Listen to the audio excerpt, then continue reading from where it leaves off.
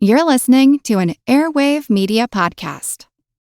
Welcome to From Beneath the Hollywood Sign. If you love old movies, Hollywood history, or the golden age of filmmaking, you've come to the right place. This is the podcast that talks about amazing stories of Tinseltown from another era and fascinating conversations with writer-producer Steve Cubine and actress-writer Nan McNamara. So, Steve, did Ava Gardner and Howard Hughes have a good relationship? Well, they did until he dislocated her jaw. What? Well, don't worry. She hit him back with an ashtray. From Beneath the Hollywood Sign is the gin joint for you.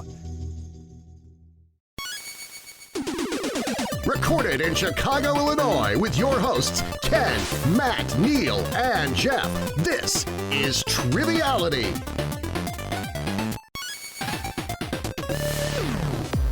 Hello, welcome to Triviality. My name is Ken, and this is the first recording of 2021.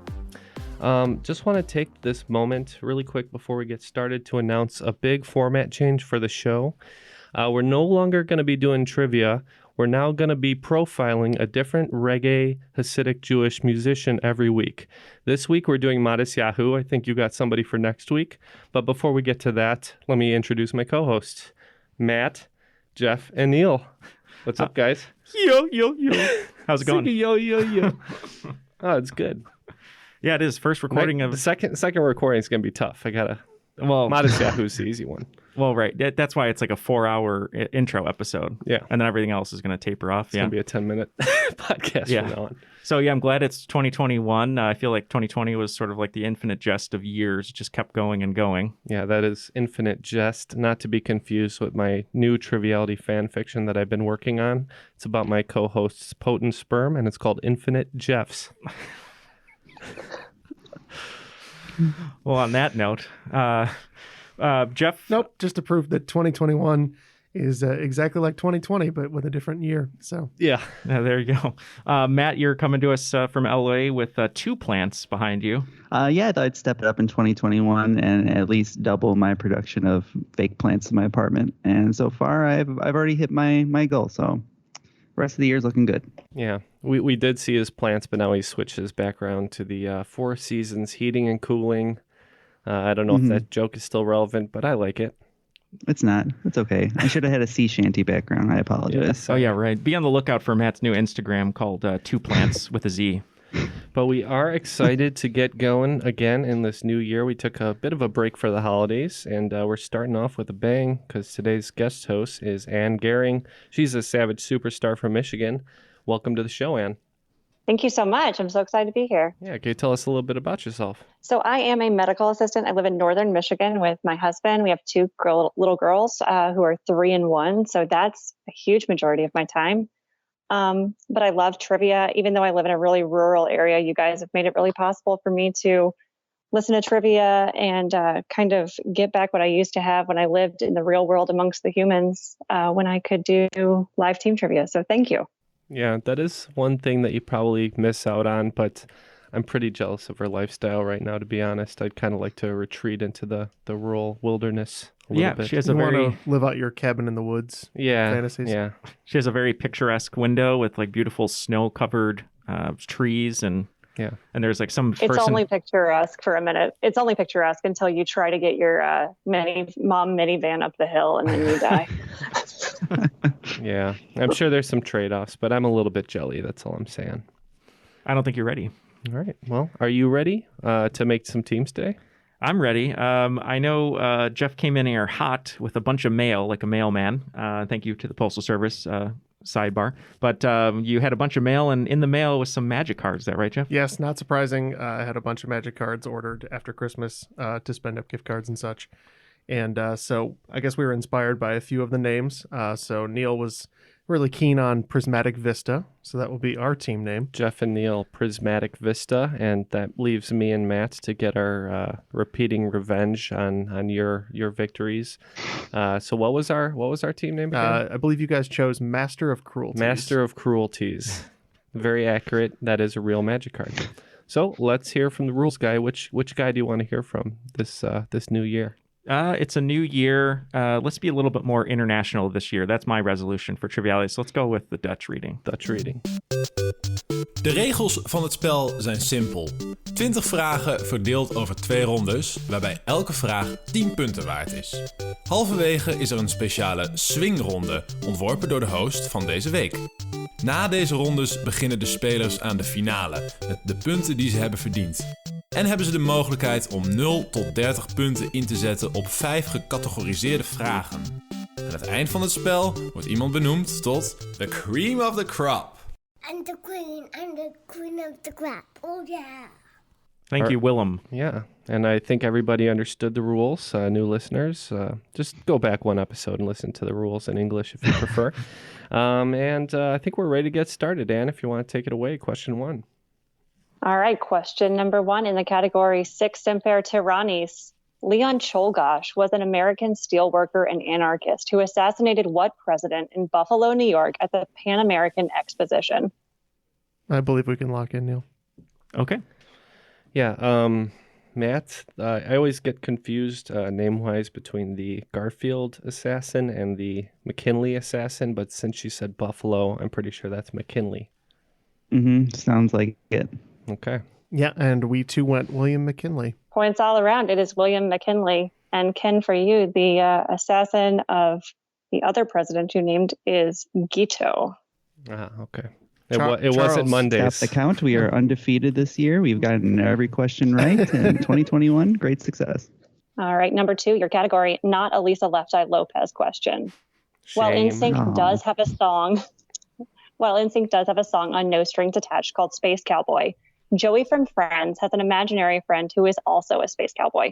No word from Steve Miller on his opinion, though. What is Joey's imaginary friend's name?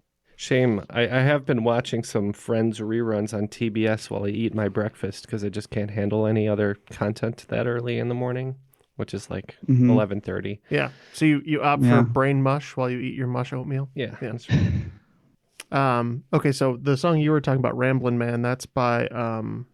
the Allman Brothers. Oh, okay. I thought maybe it would be a good space. So you've got the Joker, you've got Jet Airliner, you've got Fly Like an Eagle, you've got those are your Steve Miller songs. Joker sounds right, because I mean that's kind of like reminds me of Top Gun. Their names were Joker, Maverick, Goose. I don't know. Do you want to just go with Joker? It's an informed guess. Okay, so with a yippee-yi-yo, yippee-yi-yay, we're gonna lock in with Joker. And we just said Harold.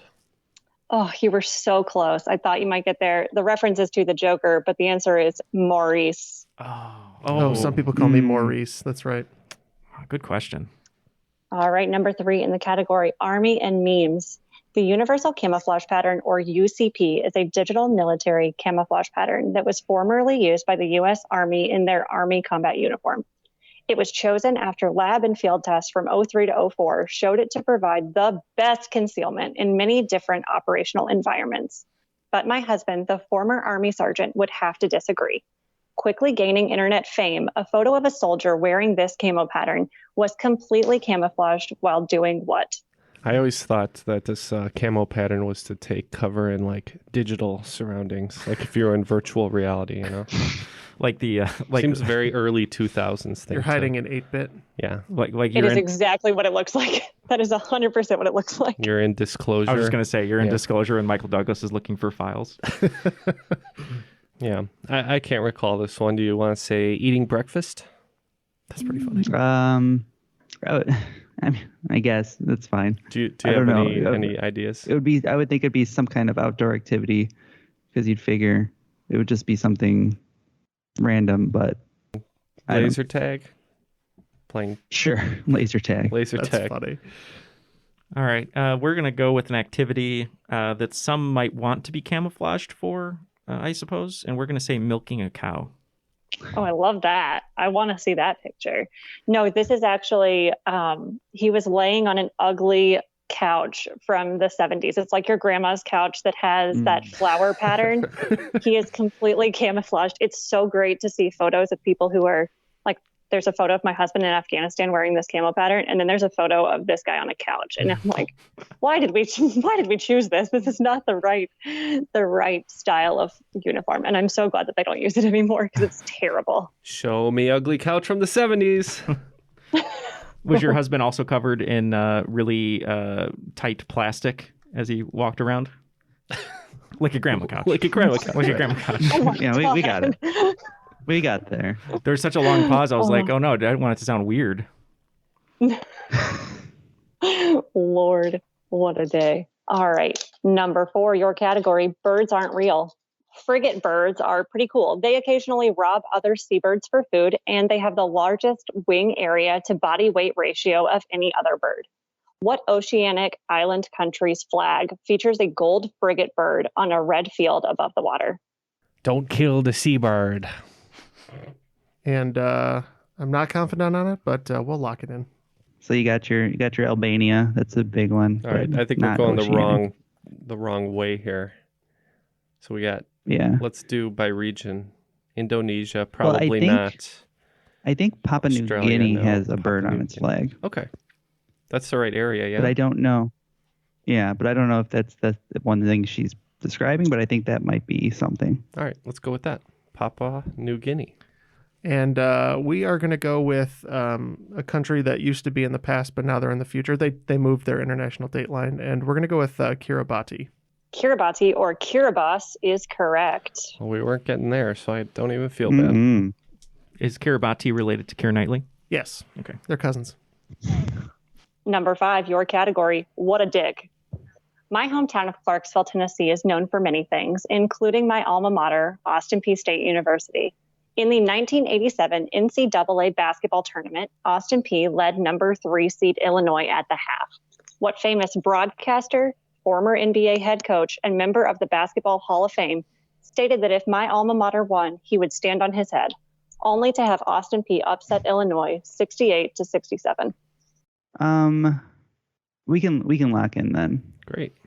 Yeah, NBA coach.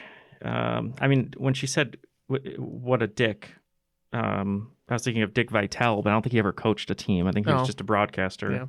Yeah. Richard, I don't know if any other coaches. I was thinking of the really tall Walton, but I don't think he was a coach either. He was just a player. Yeah, I don't know. Do you know any coaches named Richard? No, I'm not great with the NBA. All right, let's go with I can't remember the Knicks head coach. All right, we'll just say Dick Vitale. Ooh, coach of the Pistons back in the 70s. I'm pretty sure this is Dickie V, Dick Vitale. This is Dick Vitale, and I have a great story about this. My dad was a sports broadcaster. He was a broadcaster for Austin Peay State University, did play-by-play and a little bit of color commentary back in the day. He got to MC the event where that Austin Peay held. Austin Peay held this great event where they brought everyone back after the tournament ended, just as a congratulations for such a Cinderella team doing so well. And they invited Dick Vitale. Well, my dad got to MC this event. And as part of MCing, he is announcing the head table. He's like, to my right, I have so-and-so and his wife so-and-so, the president of the university, blah, blah, blah. I have the head coach, blah, blah, blah, and his wife so-and-so. And then he points to Dick Vitale and he says, and this guy, well, I'm going to overlook him like he overlooked us. And so my dad got to lay a sick burn on Dick Vitale, which I think is the greatest thing in the history of the world. Did he end up standing on his head?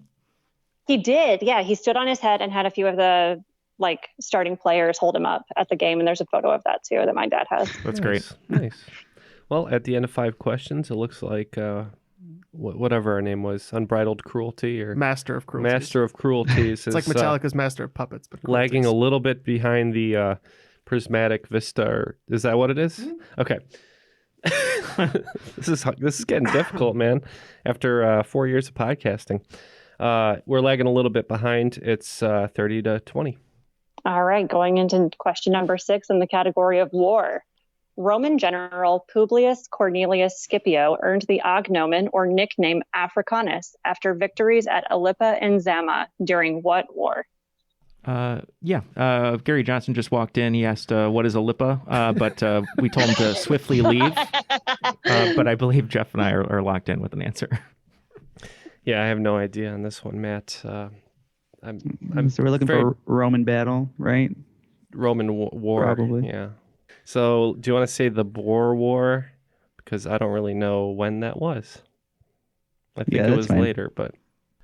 We know they had a few of them, so we guessed this was Punic Wars. This was the second Punic War, but I'll take Punic Wars. This is after he defeated Hannibal. So Africanus, meaning essentially granting him this African title after he defeated the Carthaginians in Africa. Okay. It's the only Roman War I knew about. Yeah. I should have pulled that. That's always on Jeopardy. That's one of those things. And every time it's on Jeopardy, I'm like, oh. Oh, yeah. Number 7, your category. Coming soon to a blockbuster near you. A bronze giant of Greek mythology built by Hephaestus and a Marvel character played by a green Ben Mendelsohn share what name? Damn. I know the Marvel character, and I just can't pull his name. Yeah, I know his species. Yeah. Okay, after a long deliberation, Matt was able to pull it. We were locked in. So I know Hephaestus, was like a blacksmith or created this statue. It was in a play that Colleen did, but I cannot for the life of me remember. Well, the big statue that I'm thinking of is the Colossus of Rhodes. Okay, so that's better than anything I'm going to come up with. I know Ben Mendelsohn played a Skrull in Captain Marvel. I cannot remember his name, but do you think it could either be Colossus or Rhodes, maybe? Yeah. Rhodes is already part of the MCU. Oh, you're right. Yeah, that's, Don Cheadle. So it's definitely... Let's just go Colossus because I can't come up with it. Sounds good. All right. Matt, you want to take this one? Yeah, I don't remember. I had recently watched this movie. It's not bad. Kind of gets a bad rap, to be honest. It's from Captain Marvel. I'm pretty sure that the character's name was Talos. Or Talos. So the correct answer is Talos. That is right. He plays the Skrull in Captain Marvel. Good poll. Yeah, I was never going to get there. All right. Question number 8 in the category Spice Up Your Life. A scientific study on what makes things memorable found that Wannabe by Spice Girls is the catchiest song. Participants recognized this song in 2.3 seconds, compared with an average of 5 seconds for other popular hits. This is undoubtedly due to the very recognizable first line, yo. What Spice Girl sings this memorable line? We can lock in. So I'm inclined to think it's sporty or scary. It's not. No? It's scary. Scary? Okay. We're going to go with scary. Very surprised by that yo. We are also going with Mel B, known as Scary Spice. The wonderful Mel B is correct. It is Scary Spice. All right, number 9, your category. Your body is a wonderland, slowly turning into bone. The xiphoid process is a triangular region of cartilage that slowly ossifies into bone. Where in the human body is the xiphoid process located? That was Matt's nickname in college.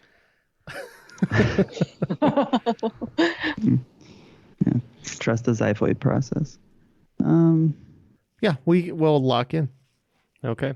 What are you thinking here, Matt? You said you didn't know too much medical stuff. Yeah, but if you're looking at triangular and a lot of cartilage, it could be the nose. Does that make sense? I was thinking that. I don't know if that turns into bone as you get older, though.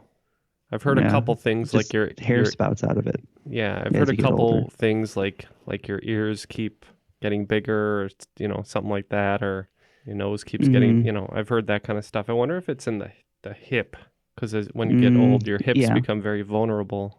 It is, and it is triangular, right? The hip bones, basically. I mean, if you draw a triangle around it, I suppose you could kind of fudge that. Yeah, let's go with the hip. That is a clever answer for which I hope you're right to reward you for that. I have no idea. We just guessed nose. So. All right. So the xiphoid process is located at the base of your breastbone or the base of your sternum. I used to work in cardiothoracic surgery. There were people who would have like lung metastases to be attached there. And so I got to see some xiphoidectomies, which is a fun word, or the removal of this little bone at the base of your sternum. Gotcha. In the martial arts movies, they always do the, right into the xiphoid usually process. Not into the microphone. Not into the microphone. That makes sense. I'm going to punch you in the pancreas, then I'm going to punch you in the duodenum, then I'm going to punch you in the xiphoid process. Number 10, your category is rated E for everyone. Sheila the kangaroo, Sergeant Bird the flying penguin, Bentley the yeti, Agent 9 the monkey, and Hunter the cheetah are all friends of what PlayStation video game character? I'm pretty confident we can lock in. Okay. What's the name of that character? He's got red fur. He's got a huge upper body and face with a really tiny waist. And he like hops around in the jungle, and they just remastered it. And he wears sneakers. I know. I literally couldn't tell you. Oh, I'm lost. I also wrote down Parappa the Rapper, but Jeff didn't know who that was. I don't know what that is. A 1, a 2, a 3, or whatever. Yeah, kick, punch. It's all in the something. Oh, yeah, I do know that. So I Crash Bandicoot. That's it. Sure, let's guess that. We'll lock in I could with be that. wrong, but let's guess it. Crash Bandicoot is what I thought, but Matt said. Yeah, I think that this is the little dragon guy, Spyro. Oh. Back when I had PlayStation, I only had 3 games. Mary-Kate and Ashley's Mall Mystery Madness, Cool Borders 3, and your answer, Spyro. Oh, good job, Nice. Matt. Great. That's so funny because my little sister had both of those games, but then she also had the Shrek game, and that's all she would play on PlayStation. Yeah. Video game is such a blind spot for me in trivia. I literally know nothing other than like Cool Borders and Spyro, and that's it. Well, good job convincing me out of that one, Matt. That pulled us to a tie, thanks to you and your polls of Talos and Spyro. It is 5-5, or as we say on Triviality, 50-50. There you go. Before we throw it to the swing round, thank you for everyone interacting in the crop, also on Patreon and then our Discord channel, which you can come talk with Ann over there and a bunch of other folks and hear about new episodes and talk about the spoilers for each episode if you'd like a non-Facebook alternative. So thanks everyone for interacting over there. We appreciate it. All right, shall we move on to the swing round? Let's do it. So I am 6 years sober. Back when I drank alcohol and ruined lives, I was a very active yet very terrible karaoke singer. My go-to song was none other than the song that will be your basis for today's swing round. Your category is We Didn't Start the Fire. I will give you a clue and you will have to name the person, place, thing, or whatever it is that fits the clue and can be found in the Billy Joel song, We Didn't Start the Fire. All right. Number 1, Morena, Lutera, Yaz. Number 2, this is a phrase, 1958 medical disaster resulting in increased infant fatality and birth defects. Number 3, Julius and Ethel. Number 4, Broadway and movie character Angel Dumont Chenard died from complications related to this disease. Number 5, Salk invention. Number 6, communist dictator who died on March 5th, 1953. Number 7, successor of number 6, both in the song and historically. Number 8, 1951 St. Valentine's Day Massacre winner. Number 9, a phrase, November 22nd, 1963.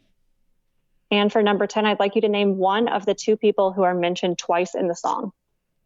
Okay, we will think this over and try not to listen to the song on YouTube, and we'll be right back.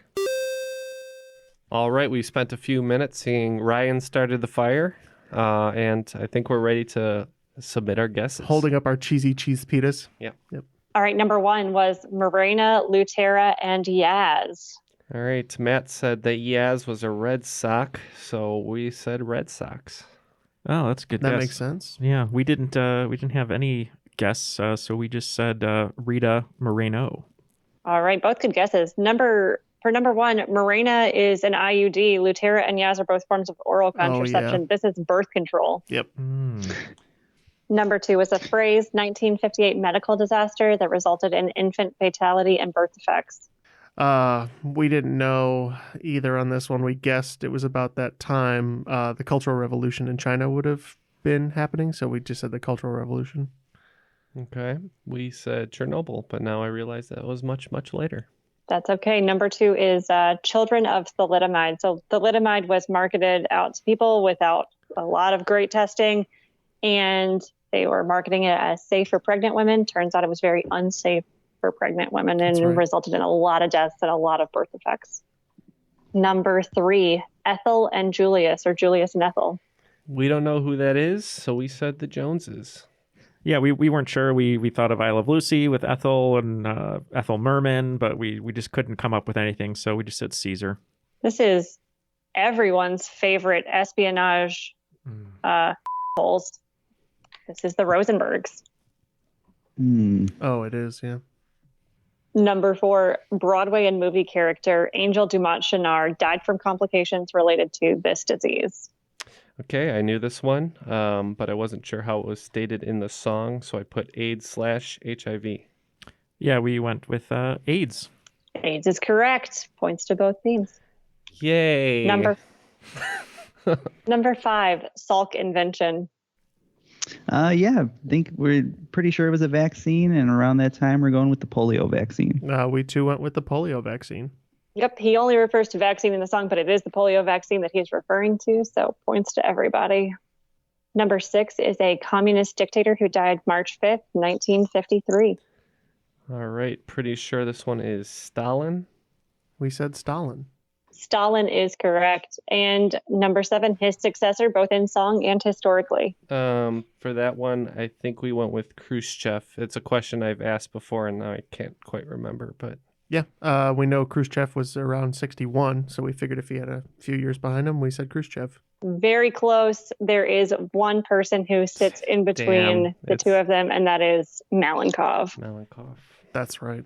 I need to rewatch that movie, Death of Stalin. Ken, you were so close. I know. You were so close in your discussion. I was waiting for it. I knew it was an M All name. right. How could you forget me, Ken? That was Malkovich, not yeah. Yeah, I know. We got it. Good. Number 8, 1951 St. Valentine's Day Massacre winner. Matt, you want to talk about our reasoning here? Yeah, at first we thought I was thinking Al Capone, but he wasn't a really good boxer, so we decided it might have been a boxer. We're looking at 1950s boxers, and the most famous one I could think of was Joe Louis, so we said Joe Louis. That's a really good guess. I was just assuming that there would be one reference to Marilyn Monroe in this song, or at least in the clues. I know she is in the song, but what I'm trying to get at is she was in Some Like It Hot. I can't remember if it was 51 or not, but that portrayed the St. Valentine's Day Massacre, and she was in the movie, so we said Marilyn Monroe. Oh, I didn't even think about that. I guess that happened. This is actually, you guys were on the right track, Matt.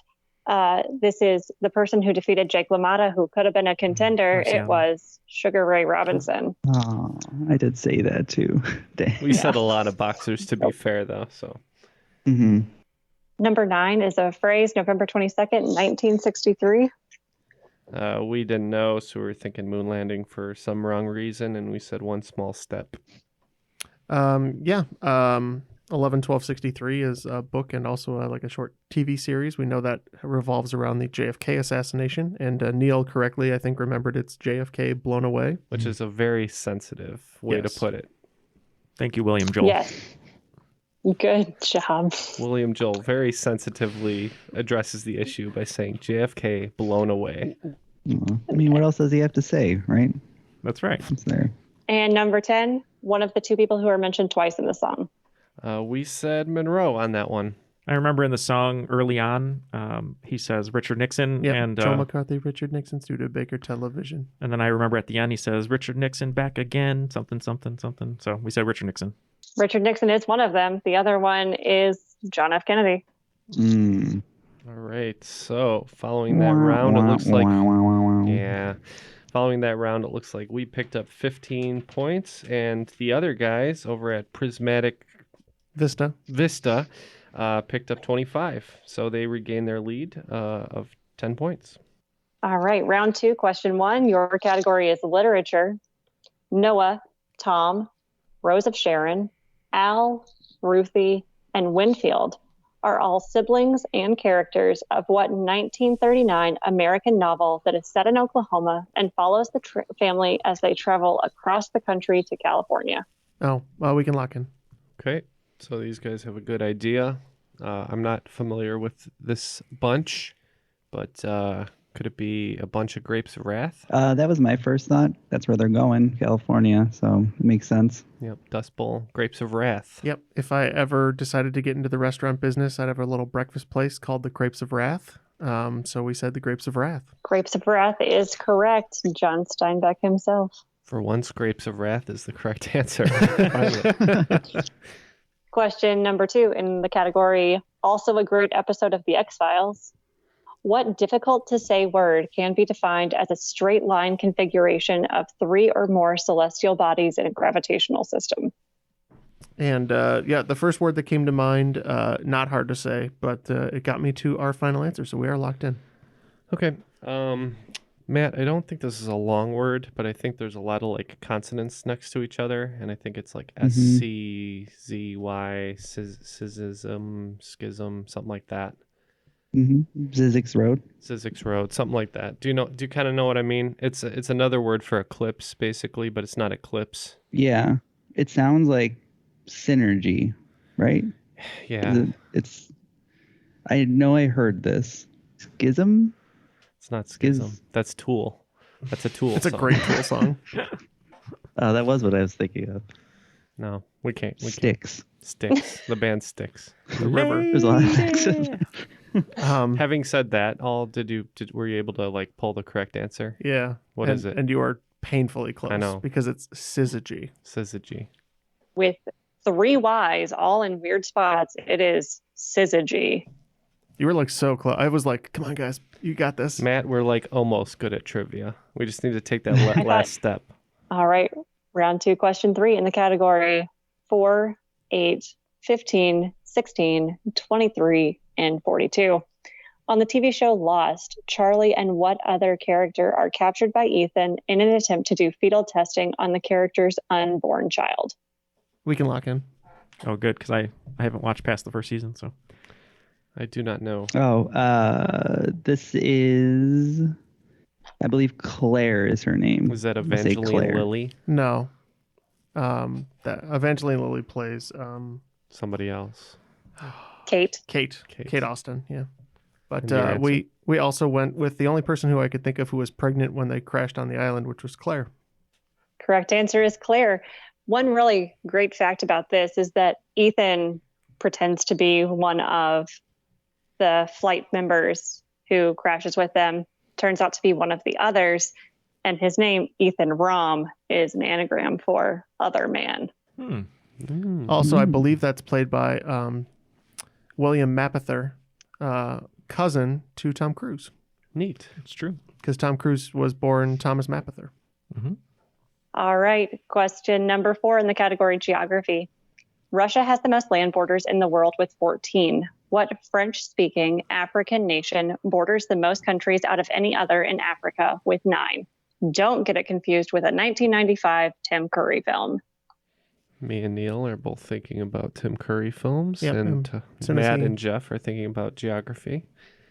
For some reason, I was thinking of Fern Gully as the movie. Ooh. Oh, yes. The very popular African nation of Fern Gully. Oh, well, you could have let me play that one out a little bit longer. Was he Texas? Isn't Fern Gully where they're like looking for unobtainium or something, right? Basically. Oh, could this be, was he in Congo? Yeah, maybe. Was he? I don't know, but I think that's the best we're going to do. Do they speak French in Congo, Republic of Congo? They speak French in a lot of Africa. Yeah. Okay, we're going to go with Congo then, Republic of Congo. To not be confused with the nation of Congo, I believe the correct answer is the Democratic Republic of Congo. It is the Democratic Republic of the Congo. I'll let you guys decide if you want to give points on that or not. He said Congo. I even said the Republic of Congo. He said Michael Crichton's Congo. So we'll allow it. Great. If I remember, Congo has a great action sequence at night. Maybe Tim Curry's in that action sequence where they're attacked by hippos in the water. Is Tim Curry all the apes? Yeah, he does all the motion capture. He was the what's his name? You're saying it like there was CG in that movie and it wasn't guys in ape costumes. Andy Serkis of ape performance. I guess Andy Serkis is the ape performance. Yeah. All right, number 5 in the category Buttheads of American History. Jeff. What Elected. What bachelor president of the United States had his niece act as First Lady? And just to give another clue, I feel that I should also add that he is, in my humble opinion, a real butthead for supporting the decision of the Supreme Court in the Dred Scott case. Yep, we're locked in. I believe the bachelor president is Buchanan. Matt? Mhm. All right, we're going with Buchanan. JB. And we locked in with James Buchanan. Butthead Buchanan is correct. Following the first half of the second round, it looks like Prismatic Vista picked up 5 points. They got all those correctly to get 125, and we got 4 of those correctly for 105. All right, moving into question number 6 in the category TV show Tribond. I want you to name the actor or actress who appears in all 3 of the following: Nip Tuck, 24, and Battlestar Galactica. Oh man, I never got into Nip Tuck. People said I'd like it, but I can't do the surgery scenes. I can think of one from like Nip Tuck, Game of Thrones, and name something else Peter Dinklage was in.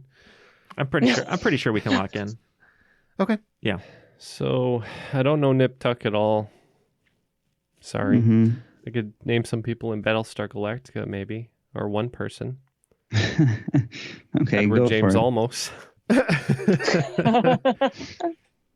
I'm trying to think of people from 24. There's that lady who plays Starbuck. I mean, multinational coffee chain. I'm trying to think of the guy that was in. He was in like everything in that time period. He was in 24. It's like he was one of the only people that didn't turn on Jack. Dennis Haysbert. Neil knows what I'm talking about. Yeah, I know what you're talking about. But I can't. He was also, I think, in the OC for a little bit. I can't remember his name. Was it like I don't think we're gonna get the anybody younger, here. handsome guy who played Apollo? Yeah, I in think so. Battlestar? I have no idea who that is.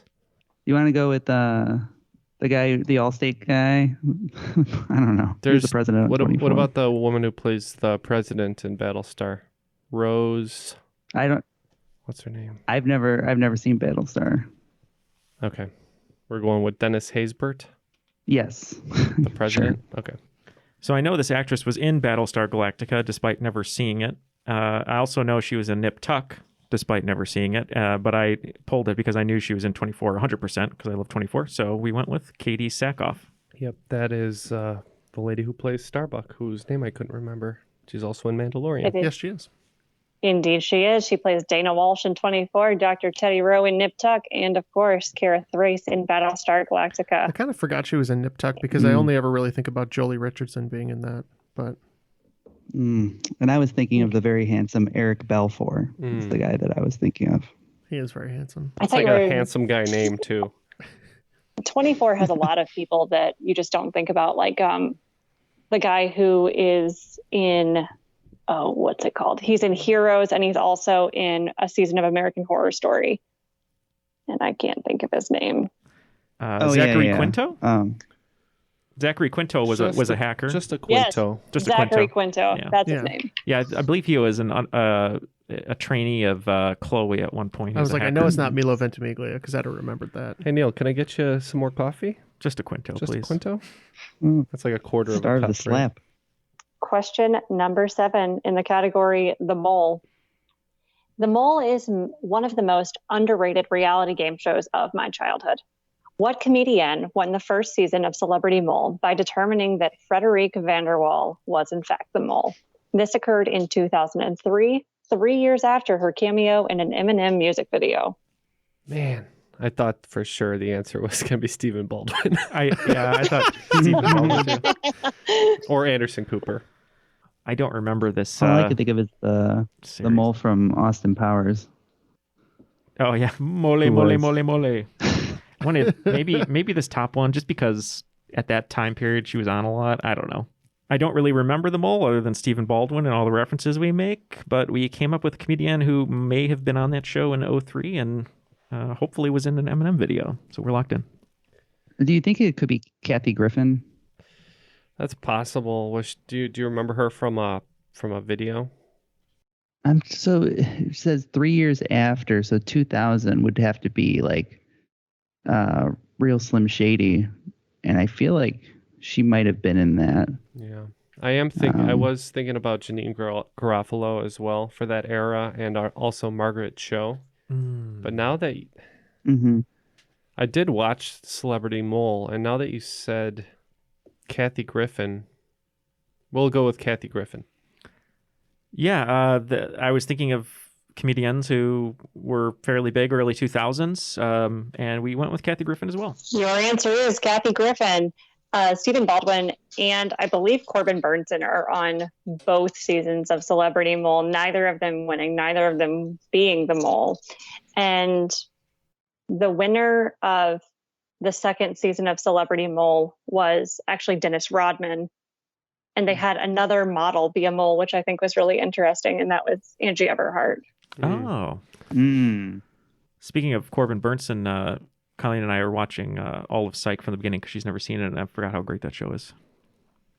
I know Matt loves it. You go to sleep to that show, right, Matt? It was The Office for a while, but they took it off Netflix, so now I've been sleeping to Community. You got to That's my new- download that's my new Peacock. That show's friend. great. Mm-hmm. Do you like Community? I I've used never to- heard I you love say it. that. I love it Never so heard much. You say that. I've never heard Jeff talk Even the about it. bad seasons, I love them. I used to go to sleep to Criminal Minds, if that tells you Oh, that's a good anything one. about my style of personality. Give you some weird dreams about Greg from Dharma and Greg. Speaking of Psych, they just had an episode where they make fun of Criminal Minds, which is great. It was the guy from The Dark Knight who had eyeliner, if you remember, who played the mayor. He plays him. Yeah. All right, number 8 in your category, Jesus Christ Superstar. In the Bible, Mark chapter 14 details Jesus going to what location at the foot of the Mount of Olives to pray to God prior to his death? I have a guess. I actually think know it's this wrong. one. I know this one. All right. Ken with the Bible stuff. All right, so they're locked in. I know if I heard it, I think I could tell you if it was correct or not. My mind flashed the Garden of Gethsemane, but I don't know if that's right.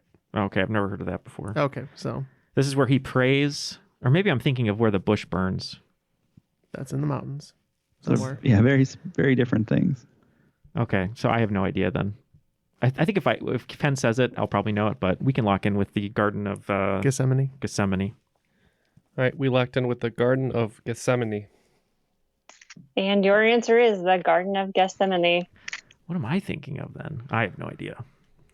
Maybe I'm thinking of the Garden of Synecdoche, New York. All right.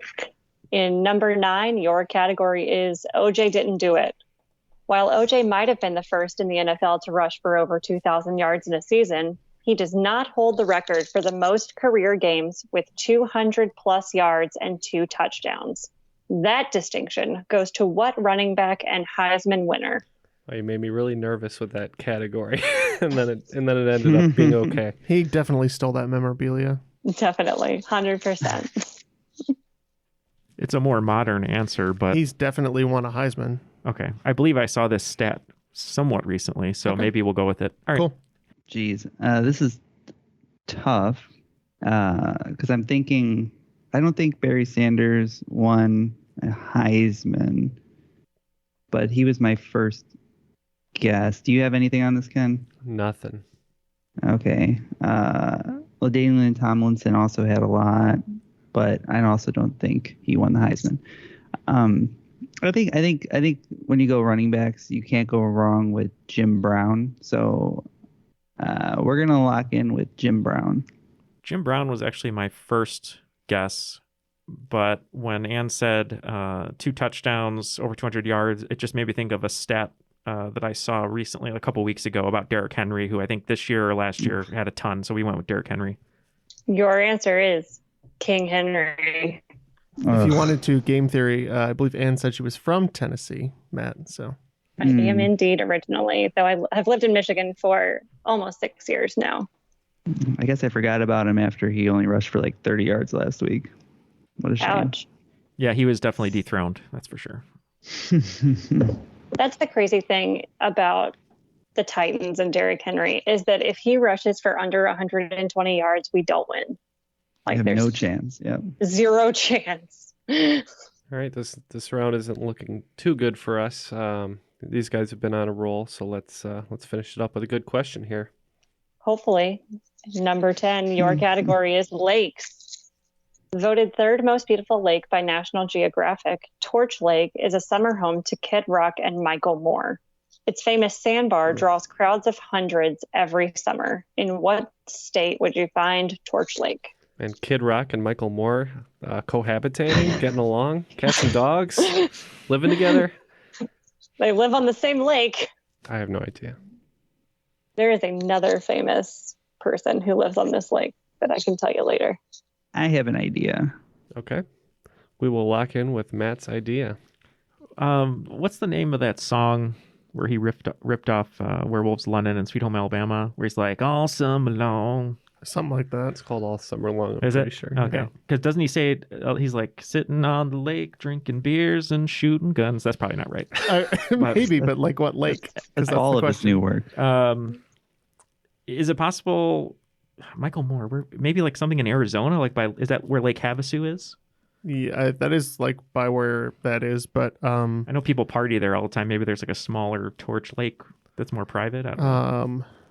Where would Michael Moore? Where's Michael Moore from? Isn't Kid Rock from like Michigan?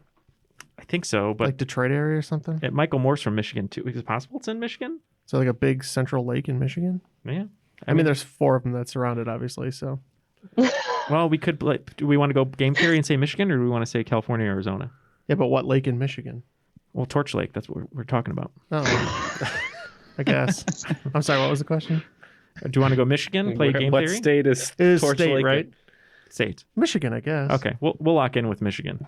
I was thinking Michigan, but she warned us against game theory like that right at the front. So, Matt, what did you say? Yeah, I thought that we backloaded with game theory, and Kid Rock famously being from Detroit, I figure he'd stay in Moore, Michigan too. because I don't know if he's allowed to travel. So we'll say Michigan. And to be home to numerous COVID cases earlier in the year, this is Michigan. Man, tried to throw us off right. the scent there. Wow. Sorry, guys. So Eminem also lives on this lake. So you can see like Eminem's house, Kid Rock's house, and Michael Moore's house, which is just a weird collection of humans. Okay, that'll do it for regulation. It looks like the Master of Cruelties is lagging a little bit behind at 135. Is that the right name? Oh, good. And looks like Prismatic Vista taking the lead once again against me and Matt, 175. So we go into the final round, hopefully to turn things around. All right, your categories for the final round. Category number 1, the Philosopher's Stone. Number 2, Chamber of Secrets. Number 3, Prisoner of Azkaban. Number 4, the Goblet of Fire. And number 5, Order of the Phoenix. These are Lord of the Rings things, I take it. While we're working on our wagers, Jeff, we do have a Patreon supporter in the house here. Ann is a Savage Superstar, and we thank her for that. But where can other people join Ann and get some extra content? Yeah, if you are interested in getting some extra content and supporting our show in the process, you can do so at patreon.com/trivialitypodcast. Thank you so much to all of our current patrons. We had a really good year, 2020, as a result. We were able to do a lot more stuff than we thought we could possibly accomplish. So thank you to everyone. We'd love to see 500 patrons this year. So if you are interested and can support the show even just a little bit, we would greatly appreciate it. There's bonus episodes for days and goodie boxes. A lot of other great digital content. A lot of other great content and things for you there. So let me one up you too. I'd like to see 1,000 Patreons this year. That would be amazing. That would be amazing, but we'll settle for 500 if we can get there. If we hit 1,000, though, we are going to be doing an adaptation of the Magic Mike musical in Vegas at some point. I hate that idea. Again, I hate that idea, but I would stand behind it for 1,000 patrons. Yeah, I'll gyrate to Genuine's Pony if we get 1,000 patrons. That's an easy sell. Well, you'll do that later anyway. And now that image is in all of your heads, our wages are in. So let's get the questions. All right, category number 1, the Philosopher's Stone. Your question: what absurdist philosopher wrote The Plague? In the category Chamber of Secrets, number 2, one of several narrators in the film The Secret, what self-help guru gained infamy when sued in a wrongful death lawsuit following 3 deaths in a sweat lodge? He later became the subject matter for the podcast Guru. And that is not the Triviality Sweat Lodge, just to be clear. In the third category, Prisoner of Azkaban, What legal term is defined as a plea under which a defendant may choose to plead guilty, not because of an admission to the crime, but because the prosecutor has sufficient evidence to place a charge and obtain a conviction in court? This most notably has been used by the West Memphis Three and Michael Peterson. Question 4 in the category Goblet of Fire. Mix together Jamaican dark rum, Puerto Rican rum, Demerara rum, lime juice, falernum, Don's mix, grenadine, bitters, 6 drops of Pernod, and light that stuff on fire, and you have made what drink? And question number 5 in the category Order of the Phoenix. In Harry Potter and the Order of the Phoenix, what character who does not appear in the films was instructed by Fred Weasley to give Dolores Umbridge hell for the Weasley twins upon their departure from Hogwarts? All right. Our answers are in place, and we are back. So let's get the questions one more time, see how we did. I'm nervous. What about you, Matt? Yes. I don't know how we did. We'll see. We are not the master of cruelty like we thought. Unless it's self-cruelty. That we are. You're like that guy from the Da Vinci Code who just beats his back over and over again. Paul Bettany? We are like Paul Bettany. With a cat of 9 tails. All right. Question 1. I wanted the absurdist philosopher who wrote The Plague. We didn't think it was one of the Greek or Roman guys, so we said Descartes. For 20 points, we wagered. When I think of absurdist philosophers, I tend to go French, and I think this is the same author as The Myth of Sisyphus, so we said Albert Camus. Sorry, we got so excited about Descartes that we also wagered 20 points. Your answer is Albert Camus. For number 2, I wanted to know the name of the man who narrates The Secret and is a self-help guru who was later sued in a wrongful death lawsuit. We wagered 20 points again. I wasn't too sure on the full name. I knew it was, I believe it's 3 names, like Charles Lee Ray and James Earl Jones. I can't remember the other person. Anyway, I think the last name is Ray. I want to say it's James Arthur Ray possibly, but we just officially locked in with Ray. And we wagered 20, and we said Robbins. So your answer is James Arthur Ray, who was in fact trying to be the new Tony Robbins. Gotcha. But his hands just weren't quite large enough. Nor were his teeth. Yeah, we said he had huge teeth, and you say he has big hands. All right. Number 3, I wanted to know the legal term that someone might use to plead guilty, though they are not claiming guilt or admission of the crime. They are just doing it because the prosecutor has the evidence to convict them. Matt said he had this one for 20 points. Yeah, it's usually, I think, used so that they can take a plea bargain without admitting guilt, which kind of helps them in civil suits later. I believe it's the Albert plea. We also wagered 20 points. I think this is the Alford plea. This is the Alford plea. Both the West Memphis Three and Michael Peterson had situations in their original trials which resulted in them getting a new trial. And both of them used this so that they could just have time served. So it is Alford plea, ALFORD. Very close, Matt. I had no idea, so Yeah. Good job getting close. Very close. We're getting annihilated. This is not good. We are the masters of none, apparently. For question number 4, I wanted to know the drink that you make when you mix together a whole lot of rum, some falernum, lime juice, Don's mix, grenadine bitters, and you light it on fire. I don't drink, we don't but this know, and sounds I like a think I'm going to migraine. need one after the game. Yeah, we don't know. We put grog because I remember my friend making something on the stove, and they called it grog, and they set it on fire. So We absolutely had no idea. We just figured maybe this is something that Nikki Sixx and Tommy Lee drank at one point. So we called it the Motley Crew. I would love that. This is called a flaming zombie because I'm assuming you can only be a zombie after you drink that. Mm-hmm. And in the final question, I wanted to know the Harry Potter character who does not appear in the films, who was instructed by Fred Weasley to give Dolores Umbridge hell. for our last 20 points, we said the Cookie Crisp Wizard.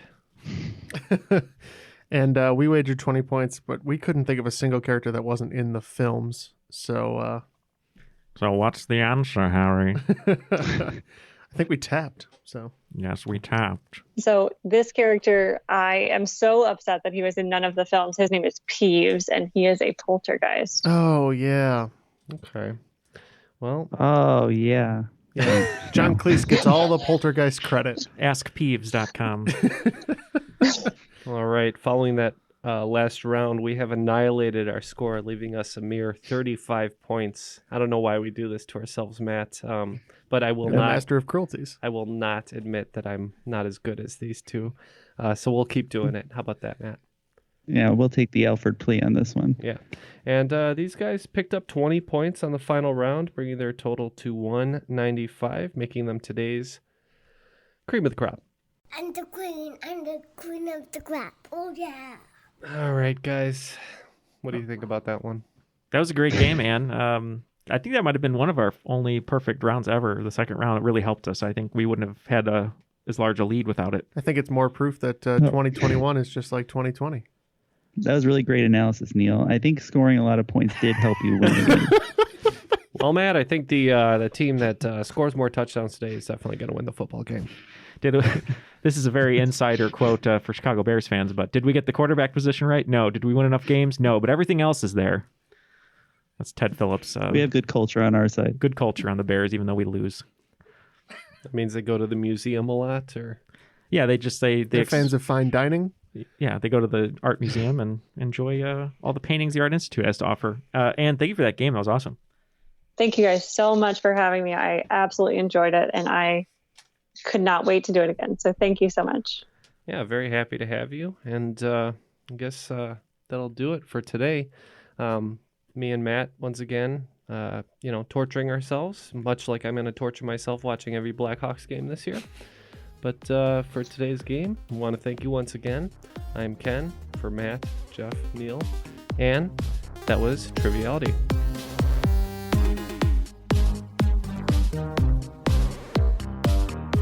Bigot? It's a frigate bird with an F. Oh. The old bigot bird. Very selective in its poopings. I was like, I don't know.